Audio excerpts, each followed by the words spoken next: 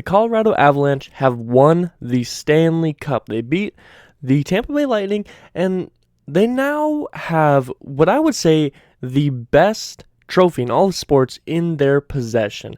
But I think we need to take a look back at this season, at this playoffs, and at this series exactly. Go through everything statistically and just kind of talk about how they got to this point and how they were so dominant this entire year, and that's exactly what I plan to do with you. So if you enjoy this video, why not give me a like? And if you enjoy this channel or you're coming back on a daily basis anyways, why not subscribe? Because I'm trying to reach 1,000 subscribers by the end of the year, and I cannot do that without your guys' help. But let's get right into this. The Colorado Avalanche have won the Stanley Cup for the first time since 2001. Now, let's talk a couple storylines here. Now, like I said, this is the first time they've won since 2001, but every time the Colorado Avalanche have appeared in the Stanley Cup Finals, they have won it. They are 3 for 3 on appearances, which they have accomplished again this year, as well as the past 5 years, they have made the playoffs every single year, but the last 3 years, they've won in the second round of the playoffs. So they haven't even made like a bunch of deep runs recently and now finally made it over the curve. They've been struggling. They haven't even made the semifinal, the conference finals. They've only been making the semi-conference finals. But they now make their way all the way to the finals. They win it over a Tampa Bay Lightning team that we need to give credit to. Not only did Tampa win it the past 2 years and had the potential to three-peat, which would have been incredible to see because that's not something you see often. But this Tampa Bay team did not give up, no matter who they were facing. From round 1 against the Maple Leafs all the way until right now. It was 3-1. A lot of people already counted them out, and they fight. They win Game 5. They push it to Game 6, and even Game 6 was pretty darn close and potentially could have pushed it forward, and they only lose by 1 goal. This Tampa team was nothing to laugh at. But the Avalanche still made it look like it was a pretty easy series and easy playoffs. That's a lot to, a lot to give credit for this Avalanche team. Now, let's talk about some of the statistics for this year, of course, because this is the year that they won it. Let's start with team statistics for the actual regular season because that's how we ended up getting here. They were the second best team in all of the NHL, and for the most of the season, they were the best team in the NHL. They had a 56-19-7 record, extremely good record, as well as they were second in the entire league in goals per game. Very good second offense in the entire league. You cannot laugh at that for one bit. I mean, there's only one team better than you, and they were very dominant on that offensive side of the puck. Not only that, but they were also 8th in goals against average. So they were good on both sides, offense and defense. They were very good, top 10 in both aspects, as well as being 6th in save percentage. Now, a lot of that does come down to Darcy Kemper, who was their starting goalie, but to be 6th in save percentage also tells you a lot about the backup goalies. They were able to step up when it was needed most and still get the saves, because even if you have the best goalie in the entire NHL, for example, Igor Shesterkin of the Rangers.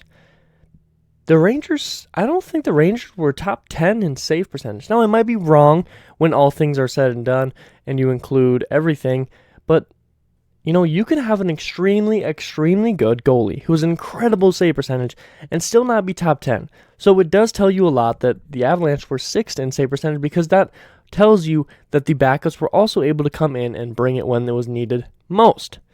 Now, one thing that's really important in the aspect of the hockey world is penalties. Now, there was a lot of questionable decisions during this playoff stretch, but that's not what we're here to talk about. The Avalanche were 21st in penalty minutes for them, which is good. To be lower is... Wait, did I flip it? No. They were 21st, which should be they were bad. Like, they were getting a lot of penalties. Now I might be getting that wrong. But nonetheless, they were 5th in penalty minutes against, which means they were drawing a ton of penalties from the other team onto them, which obviously is going to lead to a lot of opportunities to be up a man, to go 5-4 or 4-3, or anything like that. It's going to allow you to have a very good power play, and they had a very decent power play. They were able to score when they were up a man, which is a very, very important factor, especially during these closer games. Now, for playoffs, which is obviously the most important part of the entire year, the Avalanche really, really just stomped on people. They were 16-4. They only lost 4 games out of 4 entire rounds. And that is tied for second best all time. 16-4 is the second best record all time in the playoffs, and the Avalanche had that. They tie it. They're also first in goals per game, which, again, is incredible. They step it up from second, and they step into first. Incredible, incredible offense. But they also are 6th in goals against average, so they kept up their very, very good defense with their goalie. And they were also 7th in save percentage. Now, in the playoffs, oftentimes you're going to run with one goalie, and that's the only goalie that's going to play. For example, Igor Shesterkin. I think even Andrei Vasilevsky wasn't pulled a single time. But the Avalanche do pull Darcy Kemper a couple times, I think 2, maybe 3 times during this playoffs, just because of some struggles, but they're still 7th in save percentage. And they had the best difference in penalty minutes, which means that there was way more penalties against our team than there were for their team. Extremely, extremely good, both in the regular season and in the playoffs. But how did they get here? Now, we already talked about their really, really good record during both the regular season and the playoffs, but let's go through series by series. Round 1, the Colorado Avalanche end up going against the Predators, and the Colorado Avalanche sweep Predators 4-0. Now, as we all know, it's a best of 7, and I think most people predicted that the Avalanche were going to beat the Predators, but a big factor in that was the fact of Jose Saros being injured. The top goalie, a Vezina candidate for the Predators, was injured and missed the entire series. Now, let it be known, I think most people would have chose the Avs to win, whether Jose Saros was there or not. But 4-0 sweep round 1. They move on to round 2 and they go against a St. Louis Blues team, which honestly had a lot of hype behind them. I think there's a good portion of people that chose that the St. Louis Blues were going to be able to get one over on the Colorado Avalanche, but the Avs win 4-2 over the Blues, and the Blues looked to have life for the most part, but the Avs were just too dominant, and they closed out when it was needed most. Now, in the conference finals, they go against a surprise team in the Oilers, a team that no one really expected to make a deep run, that didn't have a top goalie, but he was still able to step up in the big moments. And the Avalanche walk all over them too. 4-0. And McDavid and Leon Draisaitl just weren't enough for a lethal offense and defense for the Colorado Avalanche. But it all comes down to the finals, the Stanley Cup finals. Now, as we all know, we know what the final was. The Avs won in 6, a 4-2 series. And they beat the defending champs in the Tampa Bay Lightning. But let's go with some quick highlights game by game. Game 1. Burakovsky puts in the OT game winner from a one-timer pass after a rebounded shot. Not only do the Avs do an extremely good job at getting down through the ice, time in and time out, but they're able to get the puck back even after a block shot from a player or from a goalie. And that is exactly what led to this game winner by Burakovsky. Now, let's bring something up here. The Avalanche's pressure throughout this entire series, but especially late on in the series, was insane. The amount of times it felt like the Lightning were never getting shots on net forever was absolutely crazy. But the Lightning did do a good job of keeping pressure, but I just don't think they could keep up with the Avalanche. Now, game 2, the Avs absolutely put the pressure on the Lightning, and they make Vasilevsky look completely lost and like one of the worst goalies in the league. And the Avs blow him out 7-0 in a shutout over the Lightning, and Vasilevsky just didn't look like himself. But as we all know, Vasilevsky normally doesn't struggle back-to-back games. And in Game 3, the Lightning turn the tides, and they make the Avs switch goalies partway through the game. This was the game in which Darcy Kemper got pulled, having a 70 save percentage, And it was a big struggle. It was a 6-2 win for the Lightning, and people thought it was going to start coming back. And Game 4 did not disappoint. Goes an incredible regulation game, and it ends up going to overtime. And there was a very crucial call that some people say was missed. Some people, a really controversial call. The Avs win it in overtime in a call that some people are saying was too many men on the ice, and some people think it was just fine. So what occurs is you have your 5-on-5, sixth being your goalie, and when it's not always the same moment that somebody goes off and somebody immediately comes on. Sometimes you jump off onto the ice before the guy can get off. So some people are claiming that in the video, it looks like when the shot goes off, there's 6 skaters on the ice, and then 7th would be the goalie, which would be too many men. And the actual report, if you look through the game recap, the score summary, and all that stuff, it shows the 6 players on the ice, with the 6th being the goalie. So, it's a really questionable situation. Now, I will say there should never be a situation where one call changes a game, an entire series, because it's a 2-2 series if this call happens and the Lightning somehow go and score. Now, we don't know if the Lightning would go score if this got called back, but let's not forget that the series does go on. Ooh, excuse me. Now, in Game 5, Tampa, who was very upset with the call, they believe that it was the wrong call, and they edge out in a very close game in Game 5 to push it back to home. Back in Tampa. Game 6, we're in Tampa, and it's a crucial moment because if Tampa wins, we're going to Game 7. It's tied series. But the Avs win Game 6 in a pretty dominant fashion. Now, scoreboard-wise, maybe it's not too dominant. It was a 2-1 victory. But if you watched the game, especially that third period, for the first 10 minutes, 12 minutes, the Lightning did not have a single shot on net. Not a single shot for the first 12 minutes of the third period. If that's not domination, I don't know what is. And even then, when they were getting shots later on in the period, it was like they would get 1 shot or 2 shots towards net. It wouldn't always be on net, but they'd shoot it up, and the Avs would immediately get it and start putting pressure back on, and the Avs would maintain puck control for like a minute. And one thing that I noticed throughout most of the series, it was never, aside from a couple periods or a couple games here, it was never constant flipping, shoot the puck, the other team gets it, they go, they shoot. It was always constant. They shoot it, the team gets their own rebound, pass it around, shoot it, and it just a couple minutes where it's constant pressure, and then it flips. And then the other team's doing that. And it's something that is not consistently seen in most games.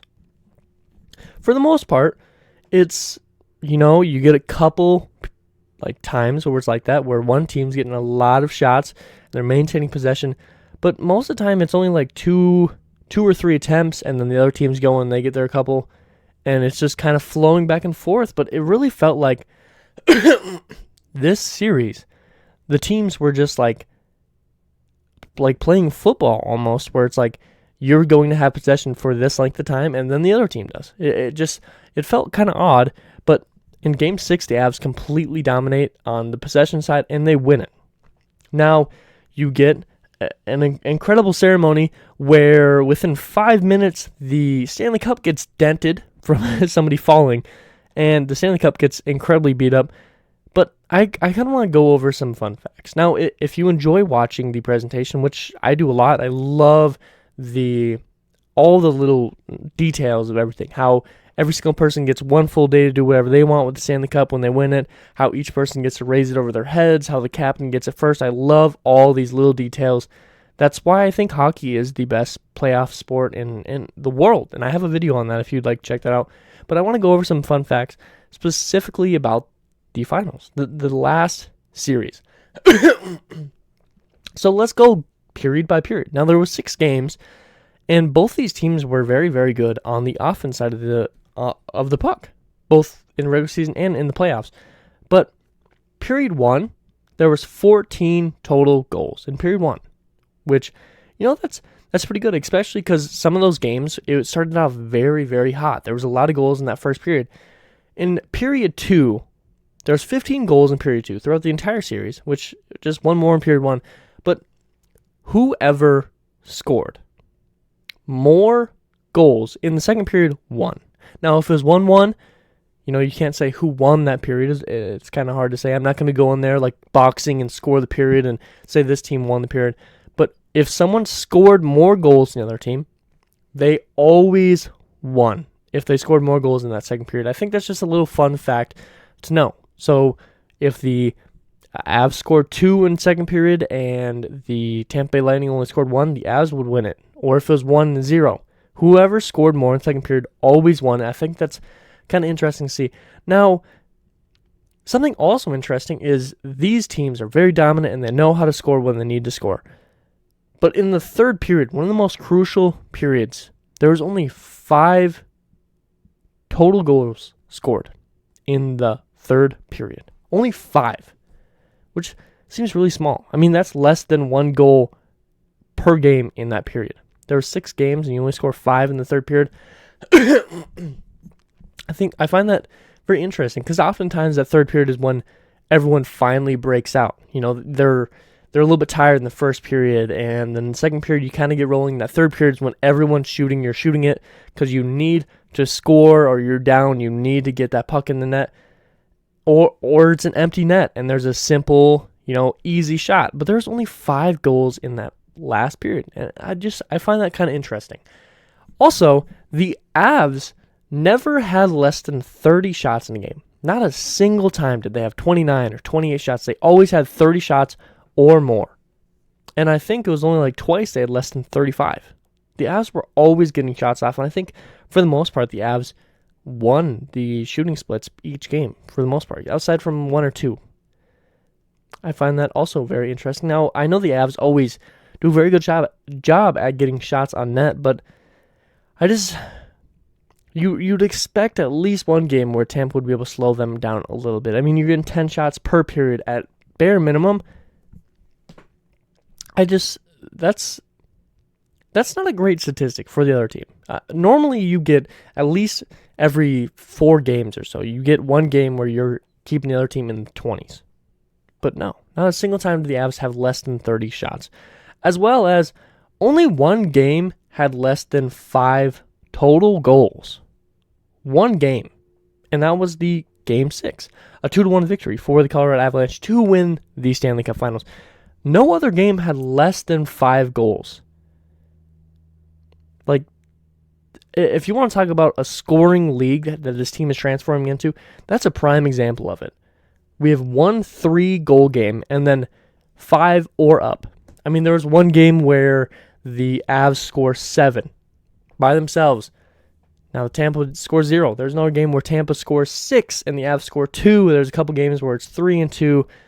And they're only one game below 5 goals. And especially for 2 extremely good goalies. And maybe Darcy Kemper's not as great as some people. I feel like he's a little bit more debatable. But Vasilevsky's incredible. 2, I would say top 10, at least top half of the league goalies. And only one game's less than 5 goals.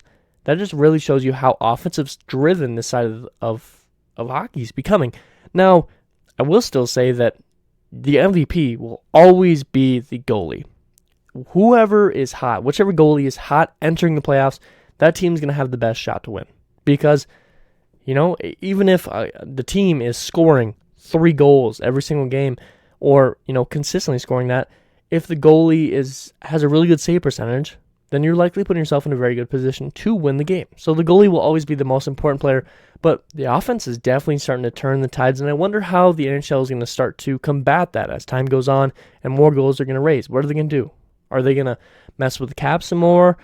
Are they going to limit a certain thing, add penalties for certain situations? I don't know.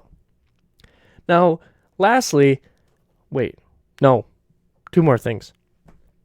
Really quick note here, really small note here. But it's not often you see a goalie get a point. Now, a point being assist or a goal, and Darcy Kemper did do that. Darcy Kemper had assisted on the game-winning goal in Game 4, I believe.